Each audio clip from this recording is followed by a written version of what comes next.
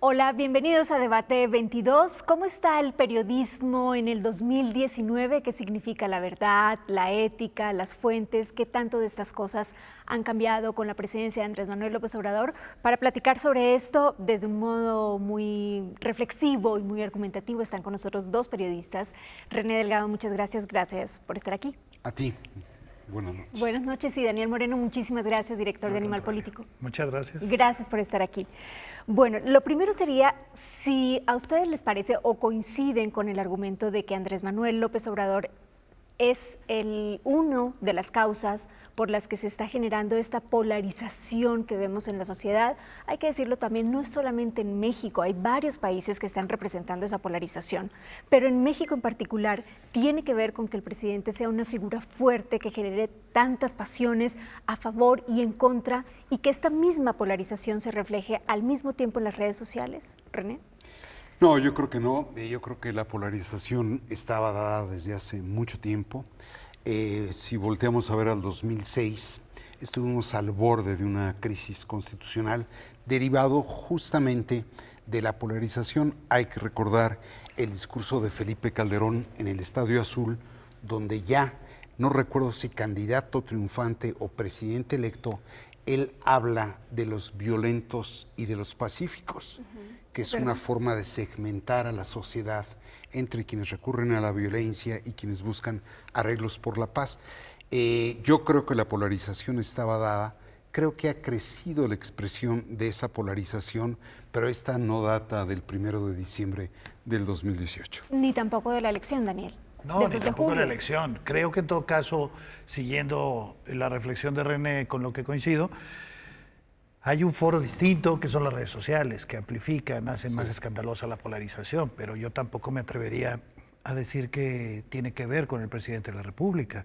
Y qué mejor ejemplo que lo del 2006. Esa sí fue una polarización, pero no expresada en la lógica con la que vemos hoy. No teníamos el Twitter, no teníamos las Twitter, redes. no teníamos Facebook. Sí, No, incluso antes, fíjate, si tú te vas todavía más atrás, 25 años atrás, el 1994, el día 1 de enero del 94, supuestamente para un sector social, era nuestro baile de graduación al primer mundo, el ingreso al Telecán.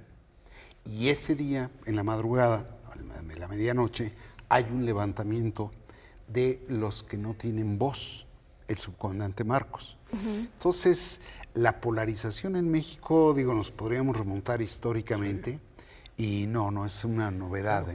Y incluso diríamos, perdón, que siguiendo esa línea, 90, 89, la polarización se resolvía literalmente a balazos. La polarización en este caso electoral. Michoacán, 89, 90, por supuesto, la propia elección presidencial de 88, pues hubo muertos, y no pocos muertos. Cuando se festejaba el triunfo del PAN en Baja California en el 89, se mataba perredistas en Michoacán, entonces en el Estado de México, en Guerrero. Entonces yo también diría, creo que es importante que nosotros le pongamos un poco de hielo al tema. Claro, ¿no? Es que es exactamente desde ahí. Pero, y además porque no necesariamente tendría que significar cosas malas. Es decir, uno cada vez ve más o escucha más conversaciones que tienen que ver con política, con decisiones que le competen a todos los ciudadanos, con cosas que tienen que ver con la sociedad, pero también con los medios, pero también con la presidencia.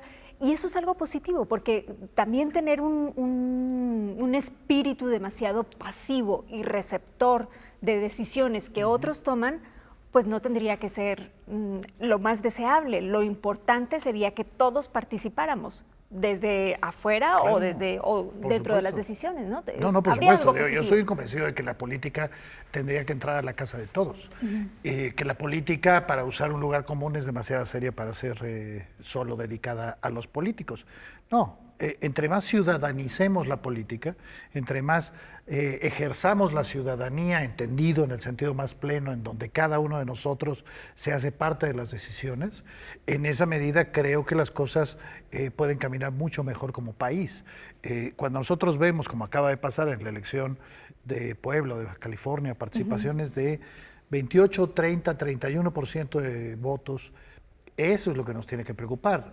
Eso es digamos, la peor expresión de la antipolítica, del rechazo a la política.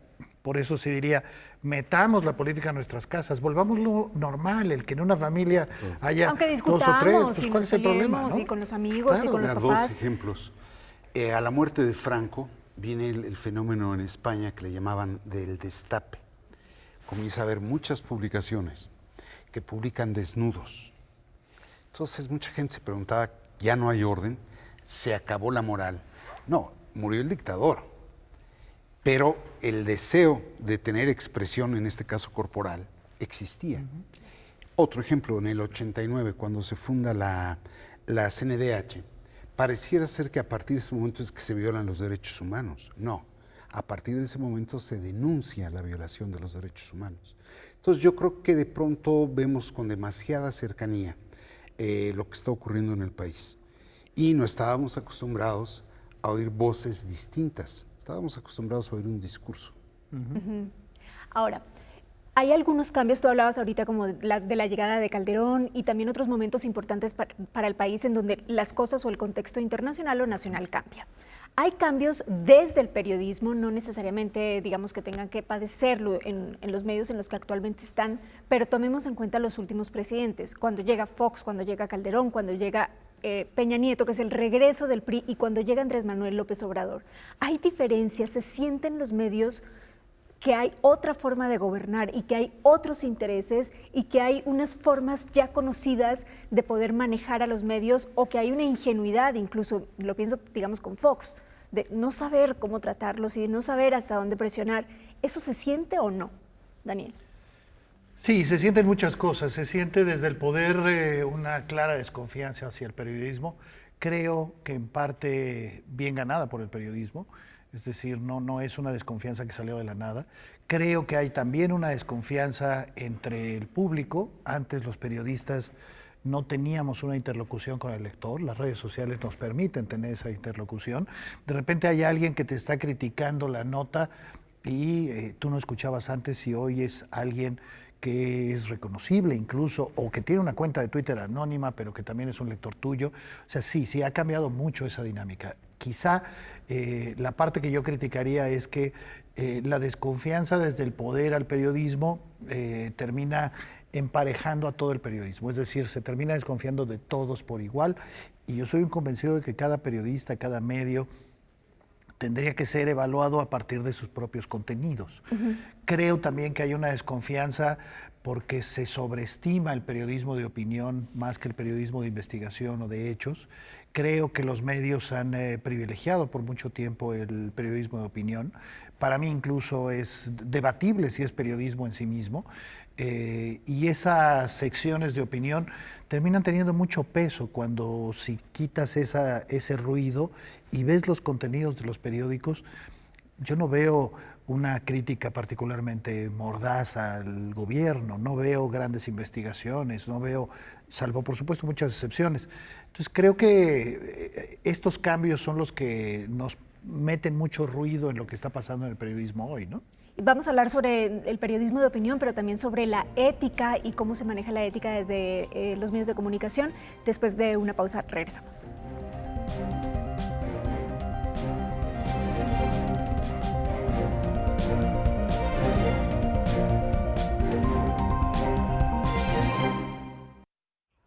René, estábamos platicando sobre el periodismo de opinión y esta proliferación con la que coincidimos, o coincido personalmente. Hay demasiado periodismo de opinión en todos los medios, desde las redes sociales hasta los medios tradicionales. ¿Esto de qué crees que es síntoma? Y si está desplazando un poco al periodismo de investigación que fue tan importante en el sexenio, al final del sexenio, especialmente de Enrique Peña Nieto. A ver, yo creo que estamos mezclando muchísimas cosas. Antes de responder la pregunta sobre el peso de la opinión y de la información, hablabas tú si se sentía un cambio en el periodismo. Yo creo que como todo en la vida, el periodismo tiene momentos. Si uno ve los periódicos mexicanos de los años 70, eran mucho más atentos a la circunstancia internacional. Si uno recuerda el Excelsior, el 1+1, el Universal, tenían grandes redes de corresponsales, se cubría de mucha mejor manera, me parece, y más generosamente el ámbito internacional. Y luego viene otro momento en el que surgen los periódicos especializados, particularmente en finanzas, El Financiero, El Economista, El Centenario, que ya ni siquiera existe, porque lo que estaba con peso en la opinión pública o en el quehacer político era la situación económica. Ahí es cuando da un giro el periodismo mexicano hacia una prensa especializada. Y más tarde, a raíz de los levantamientos armados en Centroamérica, cobra fuerza el periodismo político regional. Entonces, en ese sentido, de pronto creo que como México se funda cada 6 años y Tenochtitlan cada 1 de diciembre vuelve a aparecer el águila y la serpiente, pensamos que todo es nuevo. En ese sentido, yo creo que el periodismo está en un momento particularmente difícil. ¿Por qué? La industria como tal está viendo cómo se encarece su materia prima, el papel y la tinta, al tiempo en que surgieron otras posibilidades tecnológicas, plataformas digitales, les decimos, que evitan ya la necesidad de contar con medios para publicitarse. ¿Por qué? Porque todos los grandes corporativos tienen sus bases de datos. Eso restringe la publicidad en los periódicos y los coloca en un apuro ambiental, en un apuro económico y en un apuro social. Entonces eso ha modificado considerablemente la forma de ejercer el periodismo. Es decir, cada vez son redacciones con menos recursos, con menos reporteros, con mayores recortes, y eso dificulta las coberturas. Pero un poco, sí, adelante. Pero yo no creo que esto haya venido en demérito del periodismo de investigación. Digo, ejemplo, El Señor. Es decir, de veras, ¿cuándo habíamos visto investigaciones de la profundidad de la estafa maestra? ¿Cuándo habíamos visto investigaciones de la profundidad del número de vuelos que hizo en helicóptero de una entidad pública un funcionario particular para su propio y único beneficio? Entonces, yo no creo que el periodismo de investigación se haya acabado. Ni tampoco que se esté desplazando por un periodismo de opinión o por una opinión excesiva. No, yo creo, es decir, ahí es donde a veces se pierde el balance entre información y opinión, pero lo que ocurre es que, por otro lado, las posibilidades de comunicación horizontal crecieron, pero dije comunicación, no de información. Yo creo que el presidente, nada más para ejemplificar, el presidente López Obrador tiene una gran capacidad para comunicar, pero muy poca para informar. Entonces, eso son matices, pero no, por eso yo no quisiera concentrarme solo en el caso del actual sexenio. Sí. Ahora. Permíteme interrumpirte porque un poco también la pregunta era si ustedes que son directores de medios de comunicación y que han sido y que han estado en cargos, digamos, importantes, que son las personas realmente que reciben una presión o no desde el poder, si esto se siente en cuanto llega un nuevo presidente y de qué forma se ha sentido distinta con los presidentes del PAN, con el regreso del PRI y ahora con Andrés Manuel. Daniel. Híjole, seguramente René tiene mucho más historias que contar en ese sentido. Yo te diría, ¿qué se siente ahora? Y por eso además, finalmente Yuri nos hacía la pregunta en relación a poder presidencial y periodismo. Y si lo centramos específicamente en eso, yo sí insistiría. Para mí está claro que hay una desconfianza del presidente al periodismo, pero sobre todo al periodismo de opinión, que él generaliza como prácticamente todo el periodismo. Si nosotros revisamos las conferencias mañaneras, que finalmente por nuestro oficio las vemos o las revisamos, casi todas las referencias al periodismo que hace el presidente son de opinión. El presidente lee a columnistas, lee a editorialistas, pero muy pocas a notas. Es decir, le han preguntado, oiga, presidente, la principal del Universal dice hoy qué, y el presidente dice, no la he visto. Pero en esa misma conferencia de prensa dice, el columnista, no sé, fulano de tal, dice tal cosa, ¿no? Entonces, el presidente le da un peso particular a la opinión y yo creo que, insisto, pensando que la pregunta es sobre el presidente, que es en detrimento del periodismo de a de veras, del periodismo de hechos, del periodismo de investigación. Esa parte me preocupa. ¿Por qué me preocupa? Porque la opinión no debería de ser, no creo yo que sea, la marca central de los medios. Para mí Reforma es el periodismo que durante tantos años ha hecho Reforma, no la columna de fulano o la columna de mengano. Y creo que eso pasa en otros medios, pasa, y perdón que hable en primera persona, pero nosotros intentamos que el periodismo de Animal Político sea su periodismo. Las secciones de opinión son una cosa distinta. A eso me refiero. Pero excepto algunas investigaciones que han sido, como lo decía René, muy importantes para el país, de Animal Político en este caso en particular, a veces tienes más respuesta en Twitter, por ejemplo, que creo que es la red social intensa y que abarca todos los temas de opinión pública. Tienes más reacciones cuando tú dices algo respecto a cualquier cosa, o a un partido, o a la presidencia, porque la gente quiere opinar y quiere sentirse atendida. Y hay no solamente proliferación de periodistas de opinión, sino también de youtubers, y esto es síntoma de algo también. Y esto nos está diciendo, no sé si es la vanguardia de algo o no sé si vamos para adelante o para atrás, René.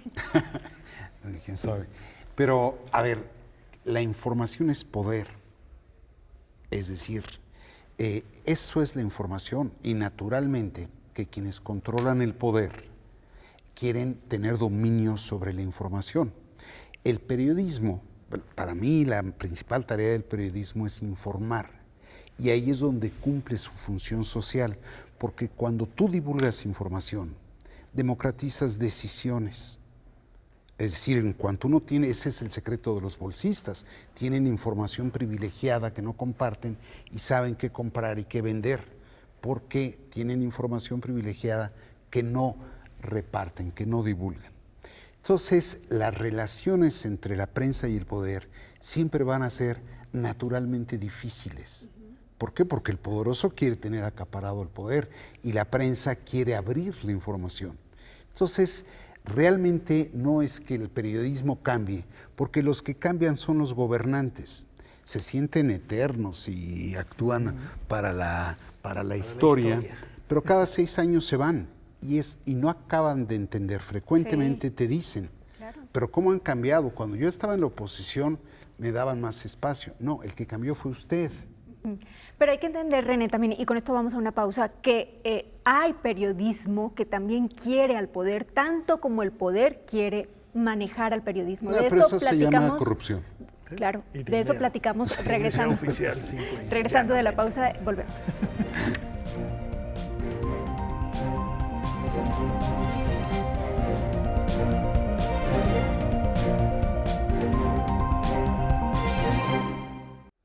Regresamos a Debate 22, estamos hablando sobre el periodismo a mediados de año en el 2019, estamos tratando de reflexionar sobre los temas éticos, morales, profesionales alrededor del periodismo y de las nuevas formas de comunicar la información. Ustedes como periodistas, Daniel, ¿se sienten bajo un escrutinio moral superior al que han sentido en otros sexenios? Y no lo digo necesariamente por el gobierno, sino por la ciudadanía. Te entiendo. Yo diría, hay un hecho real que es, tenemos a un presidente con una legitimidad que no habíamos tenido en el pasado, con un respaldo social que no habíamos tenido en el pasado. El presidente y sus seguidores hacen un escrutinio de los medios, pero no quisiera que se malentienda de que esto me parece grave, preocupante o nada. No, me parece normal. Me parece al mismo tiempo que desde el poder y sus seguidores, pues lo que se quiere es unanimidad. Lo que se quiere es un periodismo que no haga su función, que no haga su trabajo, que no piense pues en la revelación como lo más importante. Eso creo que esa es una marca quizá más intensa en este gobierno, insisto, porque hay un respaldo social importante, pero no ni de lejos único. Lo hemos vivido pues en mi caso, desde que empecé hace 30 años, pero seguramente René, muchos años antes. Es un debate de René. Redactor original de la Huizote. No, a ver, yo creo que la libertad de expresión frecuentemente se entiende como un derecho que fija el periodista. Ese derecho no lo fija el periodista, ese derecho lo fija la sociedad, una sociedad más activa, más participante. naturalmente amplía y pluraliza la libertad de expresión y el espacio de la expresión, que creo que es lo que estamos viendo. Naturalmente, eso no depende del periodista, depende de la sociedad. Y en esa medida, periodista que no está sujeto a escrutinio, periodista que pierde su relación con el televidente, con el radioyente, con el lector, y comienza a tener por interlocutor al poder, y ahí es donde se descomponen las cosas. En ese sentido, yo sí veo un mayor escrutinio, naturalmente que veo el deseo de tener una prensa uniformada, pero eso no es particularmente característico de este sexenio. Es propio del poder. Es propio, digamos. exacto, Sí. es propio del poder. Más bien, lo que ha cambiado es o la sociedad o la forma en la que la sociedad puede comunicarse o las vías acercarse de a ese las periodismo, ¿no? claro. O las tecnologías, porque Claro. tú hace rato hablabas del Twitter. Yo el problema que veo a veces con las redes es que les gusta estar, saben lo último, pero nunca se interesan por lo primero. Y en esa medida, frecuentemente, por eso ahí cobra otro valor la opinión, ya no solo importa el texto, sino también el contexto. ¿Por qué? Porque de pronto decimos, bueno, vamos a frenar la migración para que no nos quiten los aranceles. Pero el fondo de la materia, ¿por qué la gente migra? No se entiende y se ve como un problema cuando la migración es un fenómeno que data desde hace miles de años. Y que se ha complicado muchísimo últimamente. Daniel, ¿qué es más difícil para un medio? ¿Trabajar con una presión política o con una presión económica? Las dos cosas se han vivido durante todo el tiempo. Bueno, sin duda con una presión económica, sin duda. Pero a mí me parece importante porque además, dicho muy en serio, yo respeto mucho la trayectoria de René y creo que él nos puede dar testimonio. La presión política es algo con lo que puedes vivir si haces periodismo libre con fortaleza económica. Y Es decir, resistiendo los golpes que pues, lleguen y eso que te hable no es un algo... vocero o un político o un secretario de Estado para quejarse de una nota, pues es normal. Es más, a mí no me molesta, pues están haciendo su trabajo. Te preocupa cuando tienes un medio en donde el 80% de tus ingresos dependen de esa llamada. Ese es el tema central. Si en México el asunto es que hemos vivido un sistema mediático en donde la escandalosa mayoría de los medios dependen de la publicidad oficial para funcionar. Eso es el tema clave. Si dependes de la publicidad oficial, obvio, lo que dejas de hacer es servirle a la gente y le sirves al poder. Te preocupa que el poder te lea y te lea mal. Porque si te lee mal, si te lee una crítica, si te lee una investigación, pues te quita el dinero y dejas de vivir. Ese es el tema central. El periodismo, en la medida que pueda hacerse fuerte económicamente, o por lo menos que dependa cada vez más de sus lectores, y de nuevo el modelo Reforma creo que es bastante claro, en esa medida, pues que te llame un vocero, se llame vocero presidencial o presidente de la República, porque a ti te ha llamado presidente de la República. ¿Qué? Pues oiga, presidente, pues está mal mi nota, me la corrijo. No está mal, hijo, no sabe cuánto, lo siento. Entonces no hay comparación. La parte económica sin duda es la clave. ¿Coincides? Es que ahí está la clave de la independencia. Un periódico con finanzas sanas es un periódico con independencia, pero cuando tus fuentes de ingreso tienen un solo origen, pues comienzas a tener dueños, ¿no? Ahora, éticamente, ¿cómo respondes a esa presión económica y si tendría que ser un muro, perdón que utilice esta palabra, pero una capa mucho más fuerte, la ética frente a la presión económica que en otras ocasiones? Porque no puedes debilitarte a tal punto de hacer lo que el poder quiera. No, desde luego que no, pero ahí es donde están los nuevos. Ese es el gran desafío de la prensa hoy, ¿eh?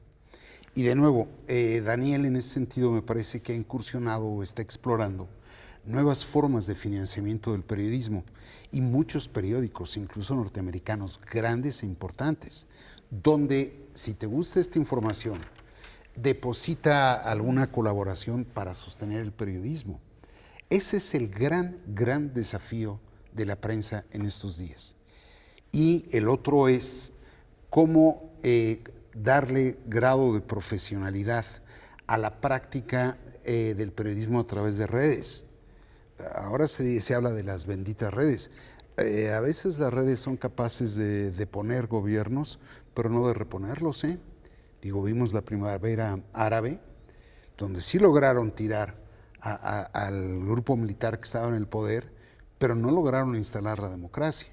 Entonces, yo creo que se viven momentos muy difíciles, muy interesantes para el periodismo. Un poco lo que ustedes nos están explicando a través de sus reflexiones es que la sociedad, digamos, no necesariamente la tecnología en sí, sino la participación de la sociedad es lo que está contribuyendo a que sea de verdad un país libre y democrático, porque la sociedad tiene bajo escrutinio, o tendría que tener bajo escrutinio, al gobierno, pero también a los periodistas, pero también a las investigaciones, pero también a los medios de comunicación, y eso hace... Esa es la contribución finalmente que se puede hacer. Es decir, no solamente son receptores, son también jueces. Yo soy convencido de que el periodismo digital ha logrado establecer un diálogo horizontal entre el periodista y el lector. Hoy no solo publicas lo que crees que es importante, también publicas lo que a la gente le interesa, sabes cuál es la respuesta. El lector te puede aportar, te puede criticar, te puede corregir muchas cosas.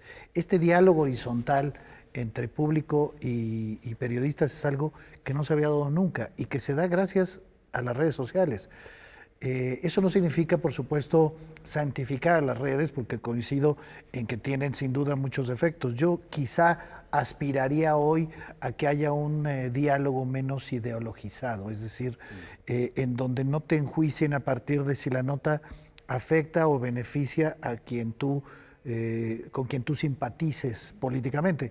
Si lográramos eso, si lográramos evaluar al periodismo sobre lo que informa y no sobre lo que crees que hay detrás de y las consecuencias de y demás, creo que podríamos avanzar considerablemente, ¿no?